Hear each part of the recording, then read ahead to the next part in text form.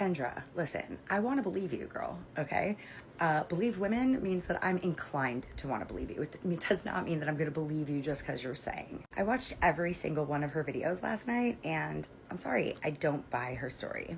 And honestly, I'm not sure. Is she knowingly doing this, trying to get revenge, or does she actually have this delusion in her head? But what I'm not hearing is any accountability in hindsight.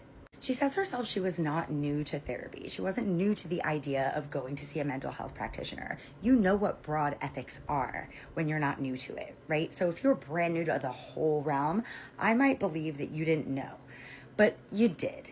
You knew that you weren't going to get neutral, unbiased feedback if you yourself had feelings. It doesn't matter what he felt or didn't feel in that regard. Like, one could be self-aware enough to go, okay, I'm not going and getting real help here. I'm like basically paying this guy so I can come flirt with him.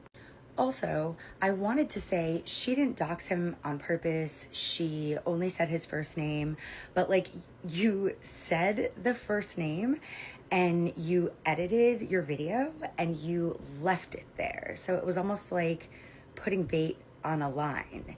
This is the internet. What do you think people are going to do? There are definitely scenarios where men in power will be sophisticated enough to word things in a way that could be, could go either way. So it's really hard to prove. So I'm not saying that's not possible, but because of these other weird things, I don't feel like it's probable. I'm not qualified to diagnose anyone, and I don't think that anyone on here should be trying to diagnose this girl, especially if you are qualified, because that's not your patient, so that's actually also unethical. But if there's somebody in her personal life that actually cares about her, please try to get this girl some help and take her phone away maybe, because this is gonna haunt her now forever, and that's really sad.